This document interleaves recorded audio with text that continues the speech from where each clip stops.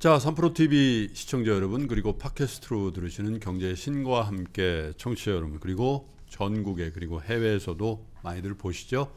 3프로TV 시청자 여러분, 투자자 여러분, 한 주 동안 잘 보내셨습니까? 아이고, 이제 무덥고 습한 계절이 돌아왔죠. 요즘 날이 굉장히 덥다 보니까요.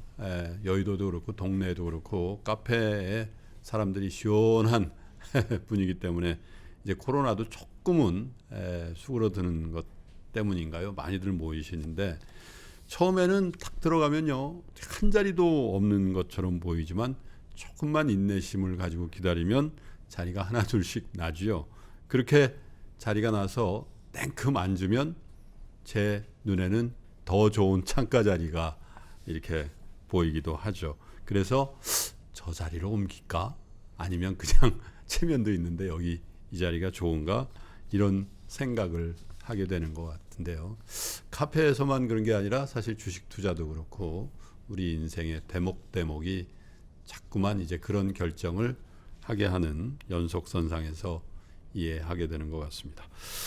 여러분들의 조금이라도 좋은 선택을 하시는데 도움이 되는 힐링과 위로가 있는 방송입니다. 김프로의 3프로 상담소와 함께 하실 텐데요.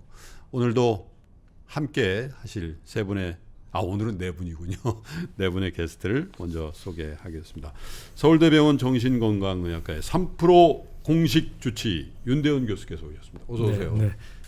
3프로 공식 주치인지 공식으로 여기 힐링하러 오는 중인데 네, 그리고 뭐 좋은 음악도 너무 좋은데 지난주 나왔던 우리 요요미 씨는 네. 엄청난 아재 개그로 제가 일주일 내내 그게 생각나서 웃었습니다. 우리 김프로님이 주식하세요? 그랬더니 네, 제 주식은 고기입니다. 그래서 자, 두 번째 게스트 교보증권에 여러분 너무 좋아하시는 제길공명 박병창 부장님 오셨습니다. 어서 오세요. 네, 안녕하십니까. 요즘은 박병창입니다. 박 작가라고 하셔야 될 것 같아요.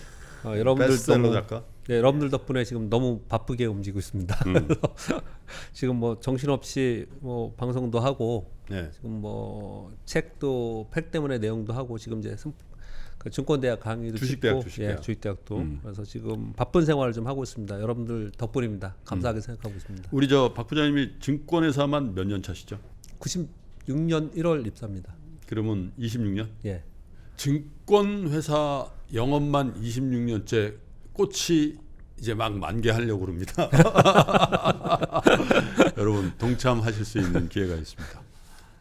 박병창 부장의 매매의 기술 3프로 주식대학에 참여하시면 돈도 버시고 26년의 그 철로역전 같은 박병창 부장과 함께 호흡할 수 있으니까 많이 참여해 주시면 좋을 것 같습니다. 그리고 오늘의 힐링 싱어는요, 오늘 이제 부부가 나오셨는데 작년이었던가요? 한 예능을 통해서 90년대 히트송 듀스의 여름 안에서가 다시 사랑을 받았죠. 비슷한 시기에 칵테일 사랑이란 노래도 굉장히 뜨거운 인기를 누렸는데 그 시절로 돌아가고픈 생각이 저는 물씬 납니다. 또 저희 고등학교 모교의 근처에 있는 마로니에 하면 떠오르는 노래죠. 마로니에 프렌즈가 오셨습니다. 어서 오십시오. 안녕하세요. 네, 마로니에 프렌즈의 마로 파라입니다. 네. 반갑습니다. 칵테일 사랑, 그죠? 네. 예. 94년도인가요? 예. 네. 정말 길거리 가다 보면 다 이 노래였어, 다 이 노래, 그죠? 예, 당시에는 이제 길거리에 그 리어카 그래서 왜 길보드 한참 그때 많이 나왔어요. 우리 윤 교수님 좋아하는 카세트 테이프. 그러니까 제가 94년에 그 정신과 전공의를 시작했거든요. 네. 거기 또 마로니에 근처에 있는 그렇죠. 병원이어서 그 가뜩이나 좋아하고 이 시리즈로 좋아하는 게 보통 마로니에 프렌즈를 좋아하시면 여행 스케치 좋아하시잖아요. 그렇죠. 붙여서 같이 많이 맞아요. 붙여요. 그렇죠. 옛날 믹스 테이프라고. 네. 어떻게 지내셨어요?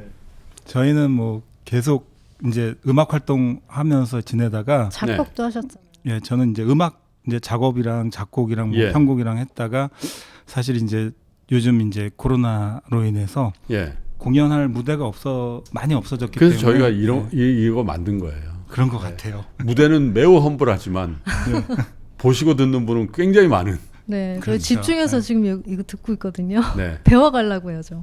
주식을 좀 하시나요? 좀 오래되긴 했는데 음. 저보다 이제 저희 어머님이 평생 동안 하셨으니까 평생? 그러니까 70년대 대우증권이 아마 처음 그때 어머님이 하셨 때가 아마 초창기였을 거예요. 예. 그때부터 뭐 돌아가실 때까지 계속 주식을 아. 하셔서 옆에서 이제 보고 배운 것도 어떻게 어머니의 주식 투자 인생이 도움이 되셨습니까? 아니 근데 어머님이 주식을 못하게 하셔가지고 네. 그냥 저희들은 그냥 이렇게 어깨 너머로만 네. 그냥 볼 수 있게만 하고 너희들은 하지 말아라. 절대 안 된다. 돈은 내가 이렇게. 벌어서 줄 테니까. 아니 그건 아니고 네. 돌아가실 때 진짜 왜 이렇게 뭐 정리 같은 거 하잖아요. 네. 근데 은행에 장부가 영원이셨어요. 그래서 네. 증권회사에 모든 게 있어가지고 저희가 너무 놀랐었어요. 저 그런 거 하나도 몰랐는데 그래서 지금까지 20몇 분의 게스트가 나오셨는데 이런 케이스는 처음인 것 같습니다. 어쨌든 오늘 두 분 좋은 노래도 좀 해주시고요.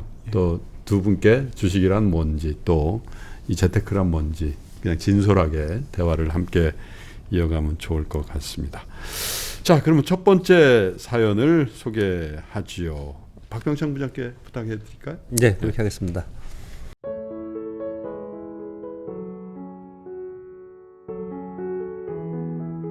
안녕하세요. 캐나다에서 아는 지인의 소개로 2020년부터 3%를 열심히 듣고 있는 애청자입니다. 저는 중학교 때 부모님을 따라 캐나다로 이민을 오게 되었습니다.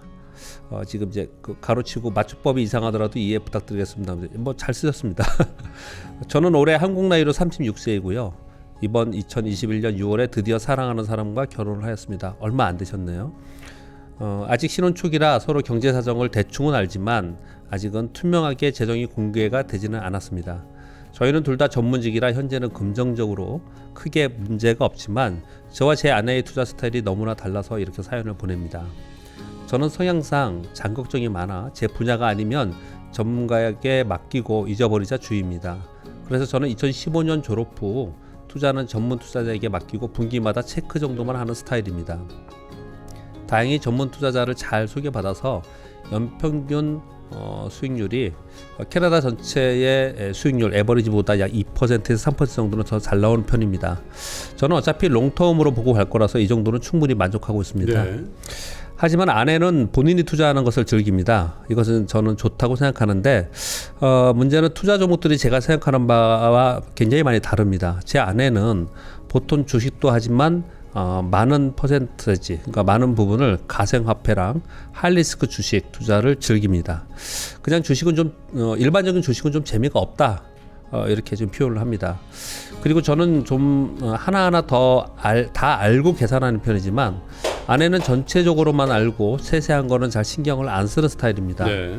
그래서 연애 때도 어디 얼마나 투자한 거냐 이렇게 물어보면 본인도 대충만 알고 있고 얼마 이익이 있었고 얼마 손해난지도 단위 정도만 알지만 정확하게는 모르는 것 같았습니다. 예를 들면 요즘에 유행하고 있는 밈스탁의 게임스탁이나 아니면 블랙베리 또는 AM센터 이런 종목은 다 투자했고요. 이건 아마 결혼 전에 했을 건데 연애할 때는 알았고 나중에 저는 알게 됐습니다. 큰 손해를 봤지만 지금은 어느 정도 다시 복구를 한 걸로 알고 있습니다. 금액을 말하기가 좀 조심스럽긴 하지만 캐나다 달러로 약 10만 불 투자해서 4만 불 정도는 손해본 걸로 알고 있습니다.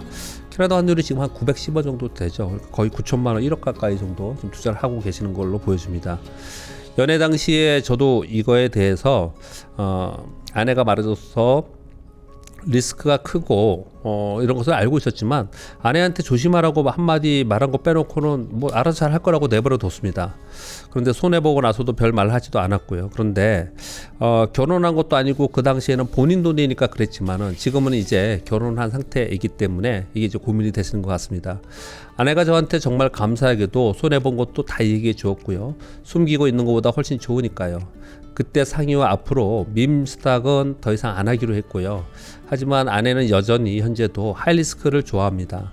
아내는 지금 기본적인 S&P도 가지고 있지만 많은 부분이 가상화폐 쪽인데요. 예를 들어서 이더리움이나 비트팜이나 하이포 등등의 가상화폐에 많이 투자하고 있고요. 아시다시피 지금 가상화폐 쪽이 힘을 못 쓰고 있어서 저한테 종종 컴플레인을 하기도 합니다. 저는 정확한 투자 금액을 알지는 못하지만 현재 10만 불 정도 전체적으로 투자되어 있는 것으로 압니다. 옆에서 듣는 저로서는 토닥여 주지만 한편으로 왜 이런 투자를 하는지 이해가 안 되는 부분이 너무 많습니다. 특히 저는 아내가 즐겨보는 레딧이 너무 위험하다고 생각합니다. 그리고 아내의 투자 스타일이 공부해서 자신의 소신대로 하는 투자보단 특정 사람, 특히 레딧에 하는 얘기들을 따라하는 것이 좀 걱정이 됩니다. 제가 상담소에 물어보고 싶은 것들은요. 첫 번째는 이제 한 달 신혼부부 사이인데 재정을 어떻게 하면 깨끗하게 오픈할 수 있을까? 지극히 개인적인 부분이라 아내가 원하지 않는다면 안 해도 됩니다만 이런 민감 문제를 잘 소통할 수 있는 방법이 궁금합니다. 첫 번째 질문이시고요. 두 번째는 개인의 투자 성향은 사람 성향에 따라서 갈려서 저는 뭐 조심스럽게 하는 스타일이라 아내는 하이리스크를 하더라도 괜찮다고 생각은 합니다. 그런데 빔 주식이라든지 가상화폐 주식은 너무 위험한 것 같아요. 물론 롱텀으로 제가 틀릴 수도 있지만 이런 다른 투자 성향을 바꿔보려고 노력하는 게 좋을까요? 아니면 금액만 정해놓고 마음대로 하게 놔두는 게 좋을까요? 사람 성격은 바뀌기 어렵다는 것을 알기에 좀 조심스럽지만 만약에 바꾸려고 하면은 어떻게 소통하는 게 좋을까요? 라는 질문이십니다. 우리 사연 중에 보면 그 해외에서 보내주는 사연이 채택된 건수로도 많고 채택 안 된 것까지 하면 굉장히 많은데 저는 뭐 상당히 이해를 합니다. 외국에서 몇 년 살아보면 이런 이제 어디다가 이렇게 얘기할 때가 한국에서는 뭐 친한 친구 불러서 우리 집사 왜 그러니 이런 얘기를 하는데 해외에서는 참 그렇게 하기가 왜냐면 바로 들어가요. 바로 뭐 누구에 대한 얘기를 하면 거의 광속도로 그 사람 귀에 들어가. 왜냐면 이 사회가 좁으니까. 그렇죠. 그래서 말을 하기가 참 주저하게 되는 또 그런 말들이 또 관계를 굉장히 어렵게 만드는 이제 그런 경우들을 굉장히 많이 봤는데 이분도 굉장히 이 사연을 읽어보시면 조심하시는 느낌이 들지 않아요? 예, 물론 이제 워낙 매너가 좋아서 그러실 수도 있는데 또 아내를 지극히 사랑하는 분인 것 같다라는 생각이 듭니다. 부부 관계에서 비밀이 없는 부부가 있을까요? 그러니까 우리 부부는 왜 이렇게 당황하십니까? 당황이 아니라 왜 이렇게 당황해요? 그 질문 자체가 너무 당황스럽다. 왜냐하면 너무 당황하신데? 우리 부부 사이에 비밀이 있다고 생각하는 부부만큼 그런 끔찍한 비밀을 갖고 있는 부부가 있을까요? 우리가 뭐 하얀 거짓말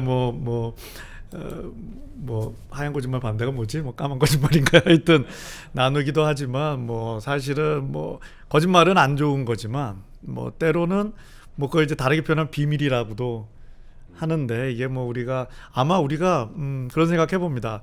모두의 마음을 우리가 다 들여다볼 수 있는 그런 눈을 우리가 갖게 된다면 굉장히 불편하지 않을까 뭐 그런 생각도 해봐서요. 뭐 사실 어느 정도의 뭐 비밀 상대방 입장에서 보면 뭐 거짓말, 그건 통계도 있고 존재하죠. 네. 근데 이게 그 저희 집도 이게 뭐 그런 게 별로 없다고 생각을 하긴 하는데 뭐 아침에 새벽에 나갔다가 밤에 늦게 들어가는 일들이 많잖아요. 근데 이렇게 어느 날 한가한 날 이제 저는 집안일을 막 적극적으로 돕는 스타일은 워낙 이제 집에 체류하는 시간이 적다 보니까 그래서 그런 것도 있지만 아내의 사물함을 이렇게 본 적이 있어요. 이렇게 뭐라고 하죠? 화장대라고 하나? 우리 집 사람이 이런 걸 쓰는구나. 근데 그게 되게 뭐라고 할까? 생소하다고 할까?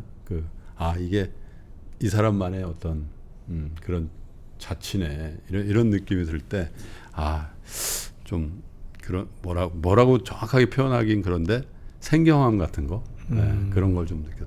박평창 부장께서는 또 원래부터 또 저 부부 금슬이 좋기로 소문난 부부. 저는 생각보다 친구처럼 굉장히 잘 지냅니다. 그러니까 일단 얘기를 굉장히 많이 하는 편이고요. 뭐 이것저것 사회, 문화, 정치 얘기를 굉장히 많이 합니다, 사실. 근데 이 재정이나 이런 금융적 얘기는 별로 안 하고요.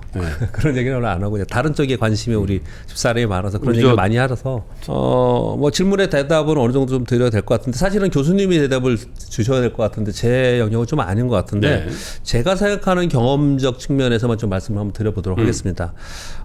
전 증권사에서 26년간 있었고 또 주식시장에서 그동안에 우여곡절이 굉장히 많았기 때문에 주식으로 인해서 손실이 커져가지고 이혼하고 개인 판단하는 경우가 정말 부지기수로 많았습니다. 근데 그런 경우에 거의 대부분 일단 재정적으로 어려운 경우에 결론적으로는 이혼에까지 가는, 이분은 지금 바로 결혼하셨는데 이런 말씀 드려서 죄송한데 그렇게 표현을 제가 극단적으로 표현 드리는 게 아니고 그런 경우가 굉장히 많았습니다. 부부는 어떻든 간에 서로 살면서 공동체 생활을 하면서 가계 부분은 어려움에 처하면 안 되거든요. 그래서 제가 생각하기에 지금 이제 질문을 주신 부분은 완전히 맡기기도 좀 걱정스럽고 너무 위험한 걸 많이 하니까 또 그렇다고 내가 하자는 대로 따라하기도 그렇고 이런 고민을 좀 하시는 것 같아요. 그래서 전반적으로 가게가 우리 가정이 전체적으로 정상적으로 이끌어 갈 수 있는 기본적인 툴은 분명히 공유를 하고 같이 가야 된다고 생각을 하고요. 네. 보통의 문제가 생기는 경우에는 어떤 경우에 문제가 생기냐면 서로 어느 한쪽이 오픈하지 않고 자기 혼자 뭘 하다가 레버리지를 일으키거나 대출을 얻거나 이렇게 해서 그게 커지는 경우에 그것을 또 말하지 않고 또 그걸 막으려고 하고 있고 그걸 막으려다 하다 보니까 나중에 돈덩이처럼 커져서 결국은 이게 문제가 되는 경우이거든요. 그래서 기본적으로 우리 가정이 이끌어갈 수 있는 기본적인 틀 안은 전부 다들 서로가 어느 정도 오픈해가지고 공동 펀드를 하던 어떻든 둘이 같이 하는 게 저는 맞다고 생각을 하고요. 네. 근데 뭐 지금 젊으신 분인데 저희들도 사실은 뭐 완전히 오픈하면은 재미없잖아요. 그런 거는 좀 아니지 않습니까? 그 나머지의 그 부분들에 대해서는 소소히 자기 용돈을 쓰던 뭐 하다가 뭐 혼자 와이프 몰래 또는 남편 몰래 뭐 내가 누구 만나서 밥을 살 수도 있고 뭐 이 정도의 여유 돈은 좀 있어야 되지 않습니까? 이런 정도의 돈은 서로에게 오픈하지 않더라도 서로 터치하지 않고 투자하는 것은 뭐 괜찮지 않나 이렇게 생각을 합니다.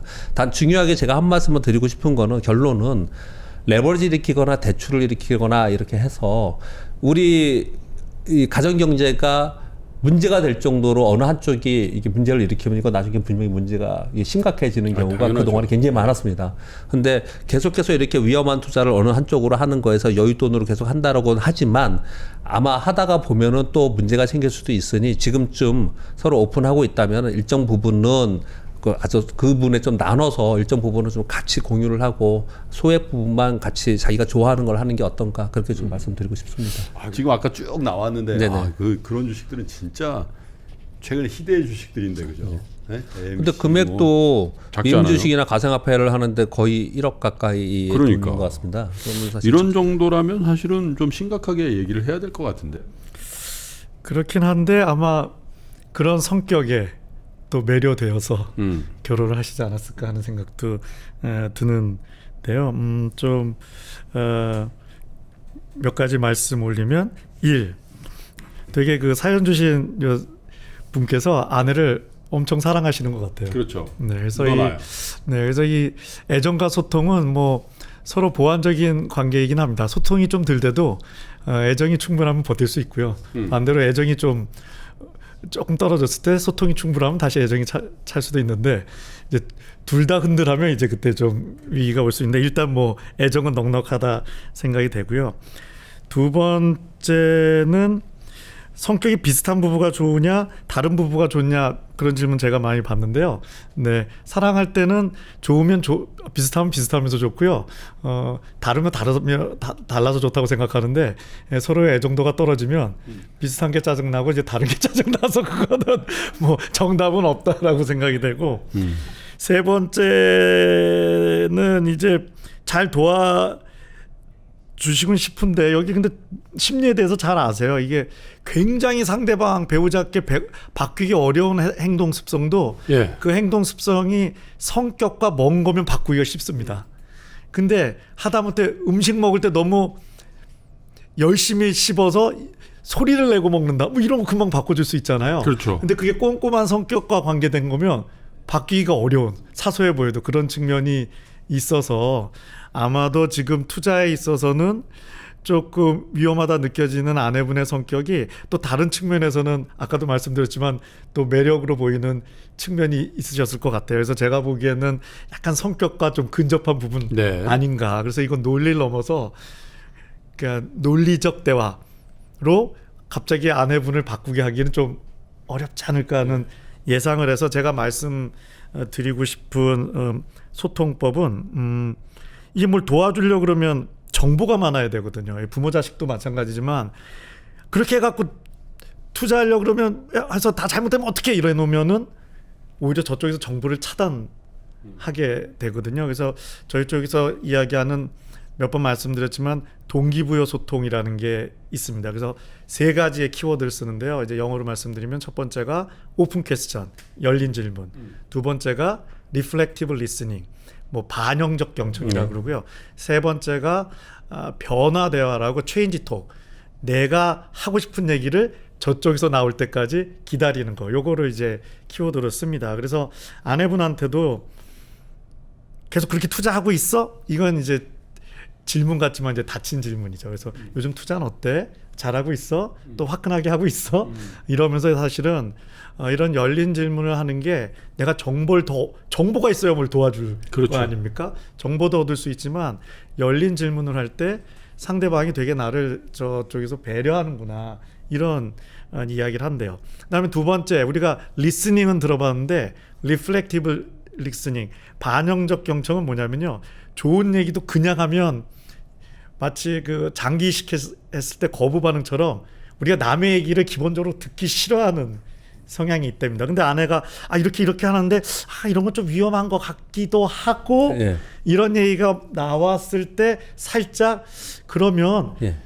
과감한 투자 좋은데 좀 금액은 이거 이상은 안 하는 게 어떨까 그렇죠. 식으로 반영을 한다는 거죠.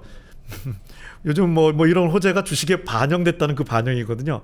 그러면 그 이야기에 대해서는 상대방이 내 반대편에서 나를 비난하는 걸로 안 듣고 내 얘기로 듣는 경향이 맞아요. 있다고 합니다. 그렇게 대화를 하다 보면 여보 말이 맞네. 좀 뭐 예를 들어서 약간 뭐 5만 불 정도로 컷해서 이거에 대해서 그거 맞아요. 이상으로 하지 말아야겠어. 내가 하고 싶은 얘기를 이제 상대방에게 하게 하는 거 이제 체인지 톡이 상대방에서 나오게 하는데 기술적으로는 아무런 어려움이 없습니다. 근데 이 전문가들도 잘 못하는 게요. 이게 열불나거든요. 왜냐하면 답이 보이는데 그거를 얘기를 안 하고 계속 오픈 퀘스천을 하면서 예. 하루고 이틀이고 일주일 하는 게 이게 어떤 분들은 몸에 사리가 생기는 것 같다고 그러는데 이게 기술의 문제가 아니라 이게 사실 애정인 거죠.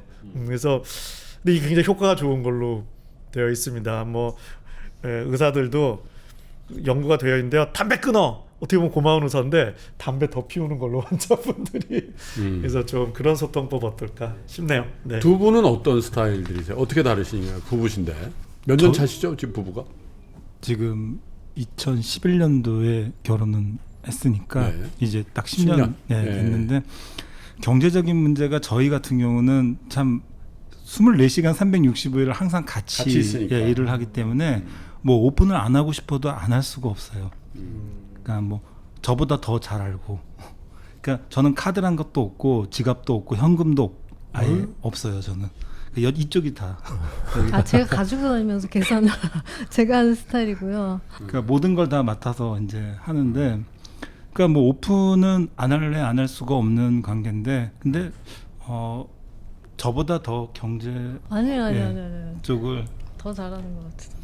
저는 계산은 잘해요. 수치 계산은 잘하는데 네, 저보다 훨씬 이쪽은 더. 굉장히 저하고 틀리게 굉장히 알뜰하게 이거를 좀. 네. 아니 이 사연이랑 네. 반대인 것 같아요. 되게 공격적이고 공격적이에요? 스타일이고 저는 그런 스타일은 아니에요. 지금 만족하고 계세요? 두 분의 어떤 역할 분담에 대해서?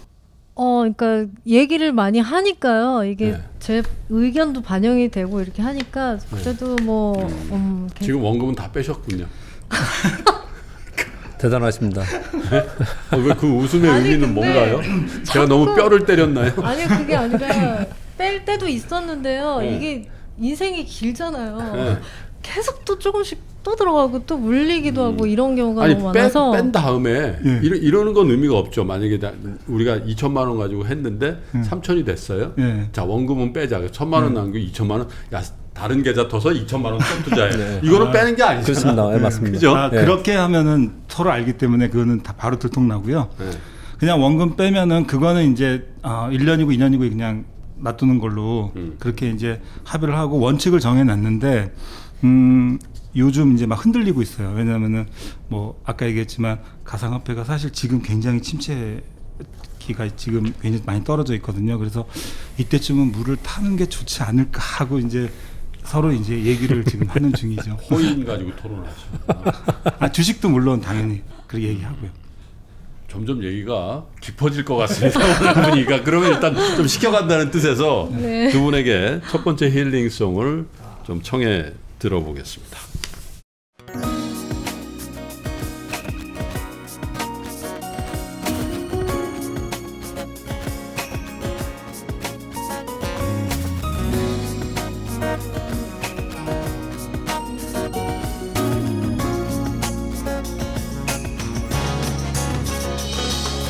마음을 좀 날에 거리를 걸어보고 향기로운 칵테일에 취해도 보고 한편에 시간있는 전시회장도 가고 밤새도록 그리움에 편지 쓰고파 모차르트 피아노 협주곡 21번 그 음악을 내 귓가에 속삭여주며 아침 햇살 눈부심에 나를 깨워줄 그런 연인이 내게 있으면 나는 아직 순수함을 느끼고 싶어 어느 작은 우체국 앞 계단에 앉아 프리지아 꽃향기를 내게 안겨줄 그런 연인을 만나봤으면 마음을 쭉 날에 거리를 걸어보고 향기로운 칵테일에 취해도 보고 한편에 시가있는 전시회장도 가고 밤새도록 그리움에 편지를 쓰고파 모차르트 피아노 협주곡 21번 그 음악을 내 귓가에 속삭여주며 아침 햇살 눈부심에 나를 깨워줄 그런 연인이 내게 있으면 나는 아직 순수함을 느끼고 싶어 어느 작은 우체국 앞 계단에 앉아 프리지아 꽃향기를 내게 안겨줄 그런 연인을 만나봤으면 마음을 쭉 날에 거리를 걸어보고 향기로운 칵테일에 취해도 보고 한편에 시가있는 전시회장도 가고 밤새도록 그리움에 편지를 쓰고파 창밖에는 우울한 비가 내리고 있어 내 마음도 그리 따라 우울해지네 누가 내게 눈부신 사랑을 가져줄까 이 세상은 나로 인해 아름다운데 마음을 쭉 한 날에 거리를 걸어보고 거리를 걸어보고 취해도 보고 한편에 시가 있는 전시회장도 가고 밤새도록 그리움에 편지를 쓰고파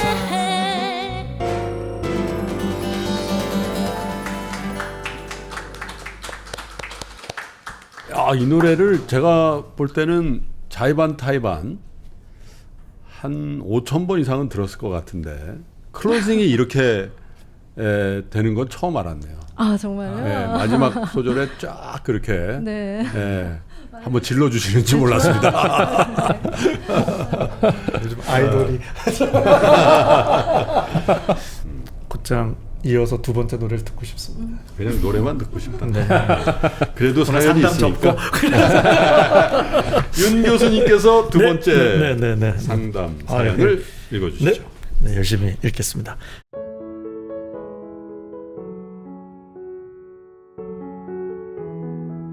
안녕하세요. 매일 3프로 TV와 함께 하루아침을 시작하고 라이브 방송으로 하루를 마감하는 올해 30이 된 초보 투자자입니다. 저의 투자 히스토리는 26살 취업 준비생 때부터 시작됩니다. 평소 돈에 관심이 많던 저에게 취준생인데도 불구하고 어머니가 300만 원을 주시면서 멋진 어머니이시네. 주식을 해보라고 권유해 주셨습니다. 당시 입사하고 싶은 회사를 매수했고 운이 좋게 그해 취업이 됐습니다. 야, 비록 제가 투자한 회사들의 취업은 안 됐지만 그의 투자금 300만 원이 500만 원으로 변한 모습을 보고 경제적 자유인이 되는 답을 찾았습니다. 그 후로 음료수도 안 사 먹고 첫 월급부터 월급의 10%만 쓰고 모두 주식을 샀습니다.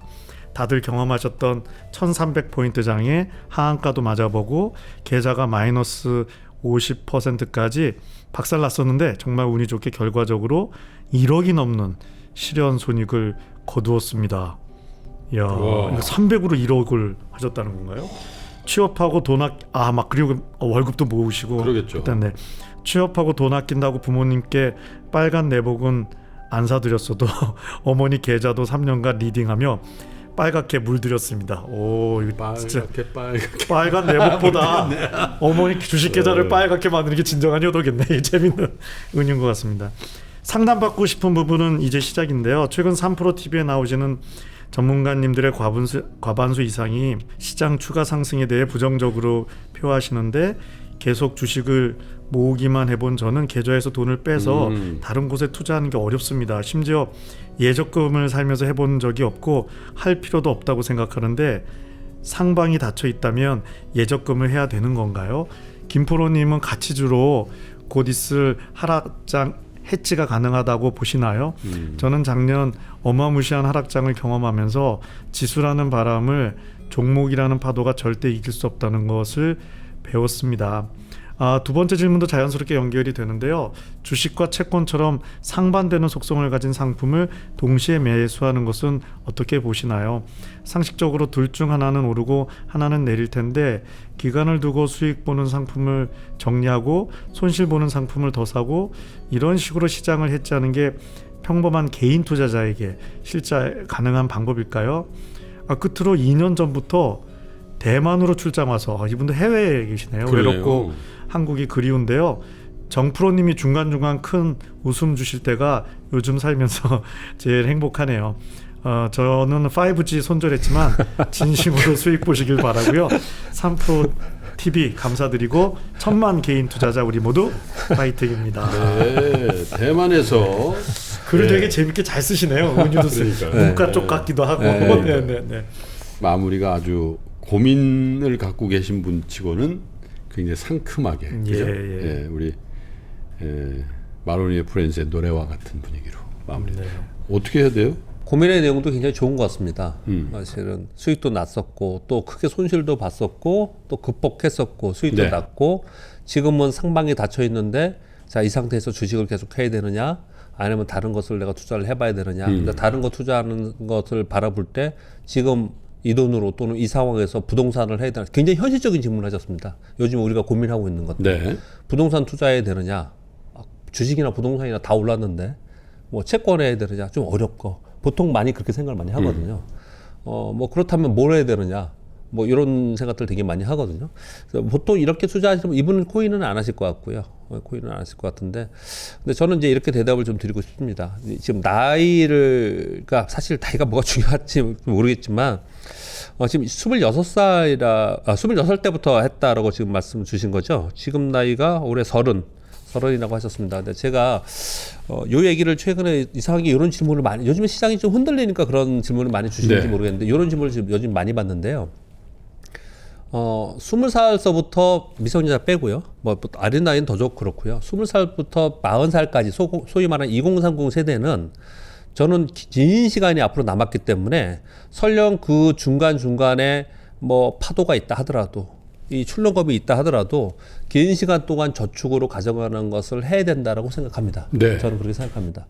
어떻게 판단해 보면 되냐면 전에 한번 이 3프로 상담소에서 말씀드린 바 있는 것 같은데 예를 들어서 지금 이분 30살이잖아요. 그럼 60살까지 내가 투자한다 그러면은 30년이지 않습니까? 월 100만 원씩 투자를 하면 30년간 내가 똑같은 금액을 하면 원금만 3억 6천 정도가 돼요. 근데 이렇게 계속 투자했을 때 30년 후에 내 잔고는 3억 6천보다 훨씬 큰 돈이 될 수 있을 거라고 저는 생각합니다. 이건 실제로 시뮬레이션에 그렇고 결과가 그렇게 보여주고 있고요. 그래서 이렇게 2030 세대 분들은 너무 이 전파도나 이런 거 생각하지 말고 중간에 또 고점 맞는데 빠지면 어떡하지? 이런 거에 너무 연연하지 말고 길게 투자하는 것이 맞다라고 저는 생각을 합니다. 그런데 이제 이분은 이제 30대니까 이렇게 이제 권해드리겠고요. 이제 이제 이 방송을 들으시는 다른 연령대도 있으니까 말씀을 좀 드려보면요. 40세가 넘어서 45세, 50세, 60세 근처까지 이분들은 만약에 내가 60세까지만 투자를 한다라고 했을 때 시간이 많지 않잖아요. 그렇죠. 뭐 월 100만 원씩 한다는데 10년이면은 10년에 했자 1억인데 그리고 이분들은 사실은 또 2030 세대보다 돈은 좀 더 있어요. 이 종잣돈은 좀 있는 상태입니다. 그런 상태에서 나에게는 시간이 그렇게 많지 않아. 그래서 이 사람들처럼 저축해가지고 이게 큰 돈이 될까? 이런 고민을 현실적인 고민을 할 것 같아요. 네. 저 역시도 저희 나이 또래는 그런 생각을 되게 많이 할 것 같거든요. 근데 저는 이분들은 훨씬 더 공격적으로 할 필요는 있다고 생각합니다. 그런데 공격적으로 투자를 할 때 어떤 게 가장 공격적인가를 생각해 봤을 때 저희가 권하고 싶은 거는 체리피킹을 권하고 싶습니다. 항상 제가 이 얘기를 되게 많이 하는데요. 체리피킹이라 하면 작년에 우리가 코로나 팬데믹으로 인해서 시장이 폭락했을 때 그 이후에 어떻게 올라오는지 이번에 학습적으로 봤지 않습니까? 앞으로 이런 일이 닥치지 않느냐, 닥친다. 꼭 그렇게 중대한 위기가 아니더라도 중간중간 주식시장은 어떤 일이 벌어지냐면요. 예를 들어서 테이퍼링이라든지 금리 인상 얘기가 나오면 시장이 아주 짧은 시간에 5% 10% 이렇게 빠지는 구간이 생겨요. 그러면 그 순간에 그 구간에서 내가 좋은 주식을 사서 그 주식이 반등을 줬을 때 그 수익률은 아주 짧은 시간에 15% 20% 정도의 수익이 나거든요. 어찌 생각해보면 1년 동안 내내 열심히 투자한 거나 그렇게 한번 투자한 거나 사실은 수익률이 거의 비슷할 수도 있습니다. 그러니까 체리피킹을 하기 위해서는 두 가지를 해야 되는데 항상 내가 현금으로 내 잔고에 있어야 됩니다. 그런 상황에서 주식을 쳐다보고 있다가 내가 그런 어떤 상황이 됐을 때 변동성이 클 때 내가 어떤 걸 살 것인지를 픽을 항상 하고 있어야 됩니다. 네. 요 두 가지를 가지면서 왜냐하면 제가 왜 이렇게 표현을 드리냐면요. 이 40세부터 60세까지 50을 전후의 분들은 만약에 이분들처럼 전문 사람들처럼 계속 주식을 들고 있다가 내가 돈이 필요한 시기에 경제 상황이 안 좋아서 그 상황에서 내가 밑에서 팔 수도 있어요. 또는 이 나이 때에는 저하고 공감되는 나이니까 제가 말씀을 드리는 건데 지금 실패하면 안 돼요. 이제 우리가 여기서 더 실패하고 옛날처럼 저도 외환위기도 맞았고 글로벌 금융위기도 맞았는데 그런 위기를 제가 다시 맞아가지고 여기서 다시 좀 어려워진다? 이제 그렇게 우리는 되면 안 되거든요. 안 돼. 예, 그렇기 절대 그러면 안 때문에 돼요. 현금을 들고 있다가 이렇게 체리피킹을 하는 거래가 가장 맞지 않을까 저는 그렇게 추천을 많이 드리고 있고요. 그러면 이제 그 위에 60 이상의 분들도 많이 하시잖아요. 근데 제가 주제넘게 제 선배님들이기 때문에 제가 뭐라고 얘기 들을 수 있는 부분은 분명히 없지만 증권 이쪽 업계에 이분들을 위한 상품들도 분명히 나와 있어요. 어떤 게 많이 있냐면요. 우리 그 분기별로 또는 반기별로 배당을 주는 ETF나 펀드나 주식들이 분명히 있거든요. 그리고 월별로 주는 리츠 상품들도 있어요.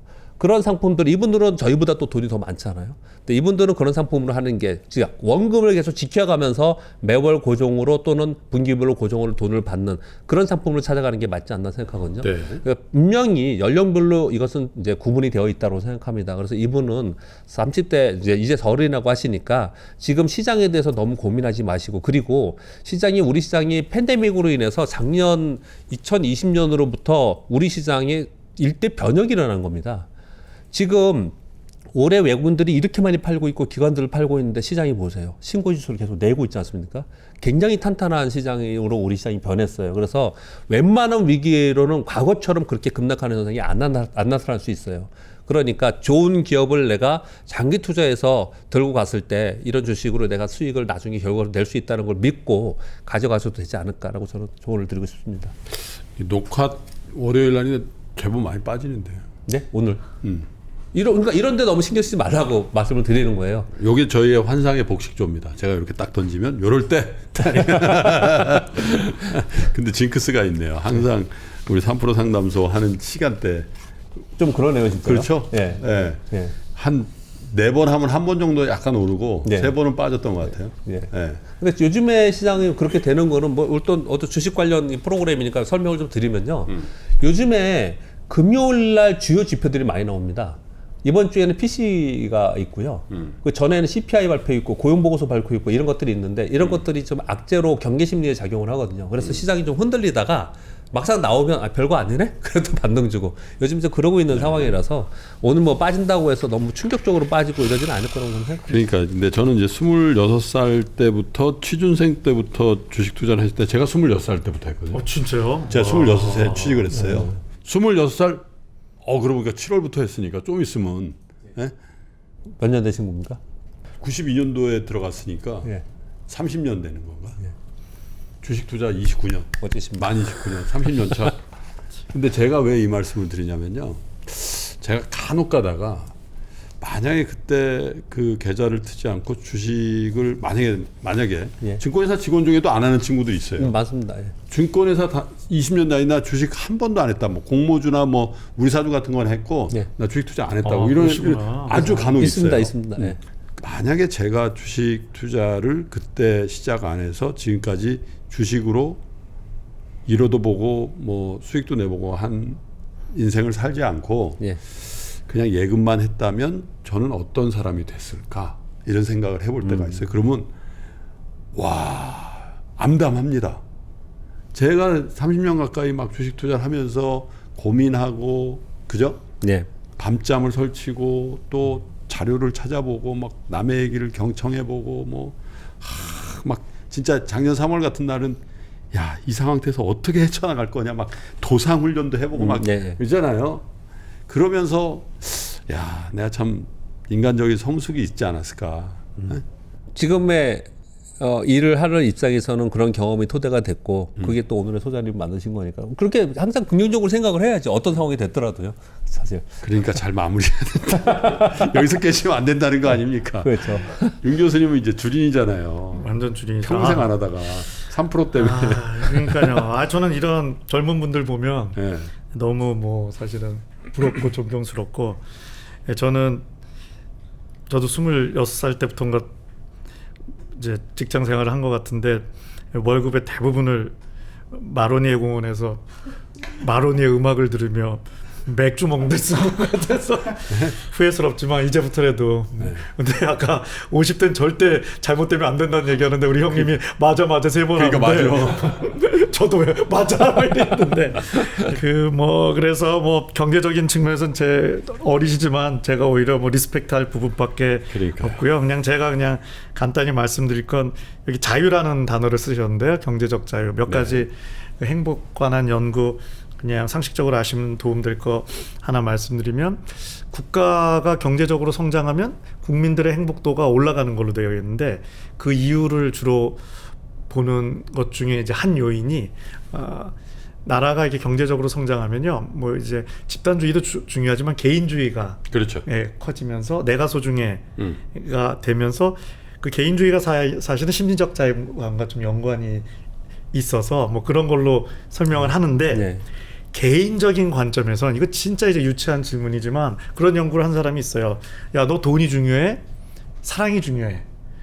당연히 뭐 내가 지금 기본적인 생존이 어려운 상황에서는 이제 적용되지 않지만 네네. 좀 어느 정도 여유가 있는 상황에서는 사랑이 더 중요하다고 가치라고 생각하는 분들이 더 행복한 걸로 되어 있습니다. 왜냐하면 돈을 목적으로 하면 돈이 많아도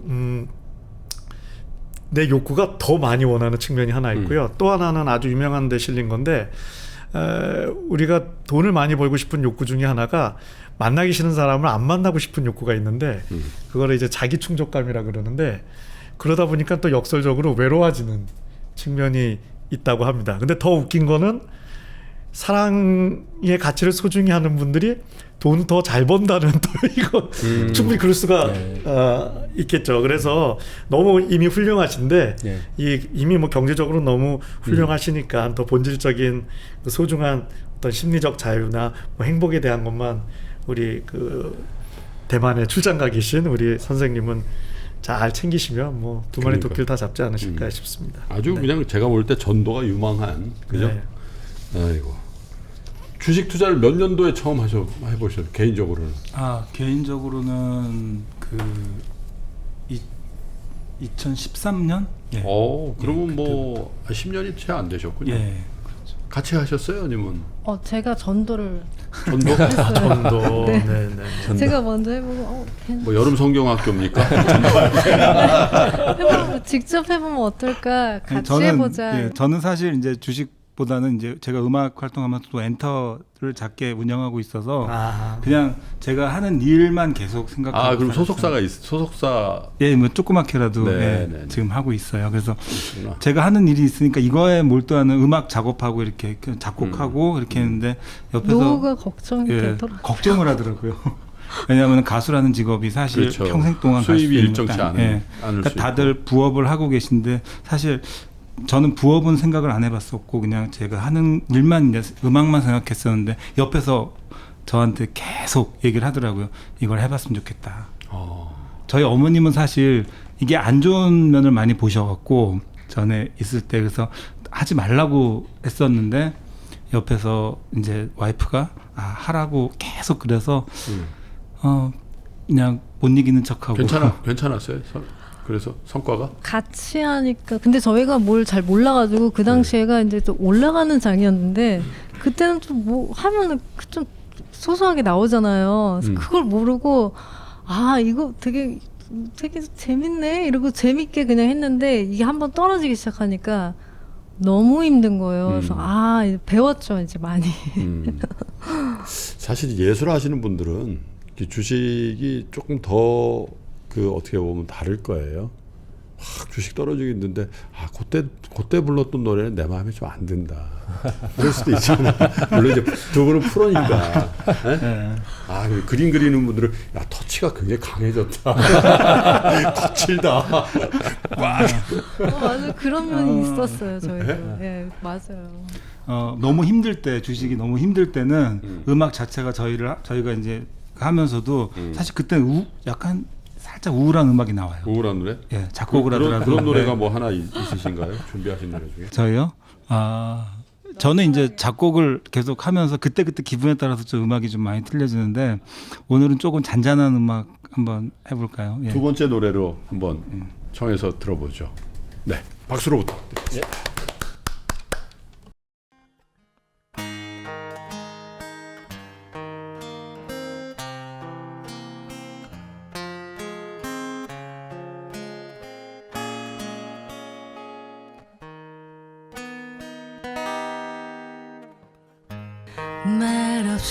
말없이 널 바라보다 돌아서며 흐느끼던 내 작은 어깨 힘겨워하는 내 모습에 어떤 말도 너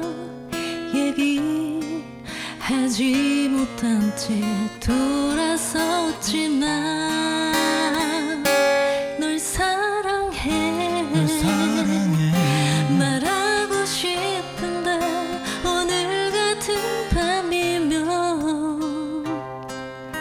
내 눈물로도 널 그릴 수가 있어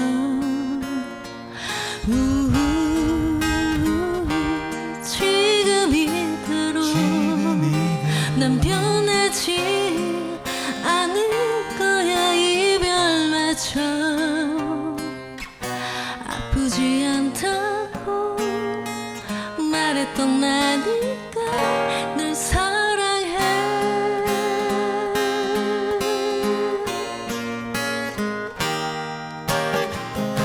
왜 그렇게 네가 변했는지 때늦은 질문들을 이젠 묻지 않지만 그 어떤 얘기라도 말해줘 네가 혼자 보낸 흔들은 어떤 걸 내게 가져주는지 널 사랑해 말하고 싶은데 오늘 같은 밤이면 내 눈물로도 날 그릴 수가 있어 지금 이대로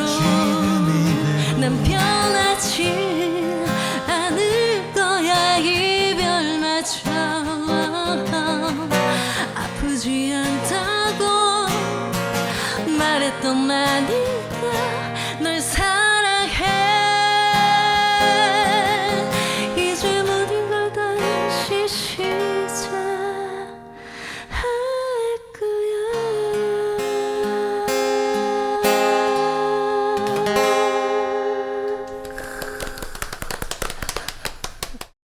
코로나19 백신 1차 누적 접종자가 오늘 오전에 1,000만 명을 돌파했습니다. 9월까지 모두 2,300만 명이 접종을 끝내야 하는데 이 접종 속도는 더 빨라질 것으로 보입니다. 1920년대가 떠올려지는 지금의 모습, 코로나 이후의 시대, 우리는 어디에 투자를 해야 할까? 3프로TV 주식대학 여름학기 6월 말까지 50% 할인. 리서치 명가 메리츠증권 이경수 사단의 최고 애널리스트들과 함께 필기하며 공부하는 하반기 투자 전략과 업종별 시장 전망, 여러분의 하반기 수익률을 책임질 총 24강의 투자 전략. 더 자세한 사항은 페이지2 앱 공지사항을 확인하시고 6월 말까지 진행되는 50% 할인 혜택도 꼭 받아가십시오.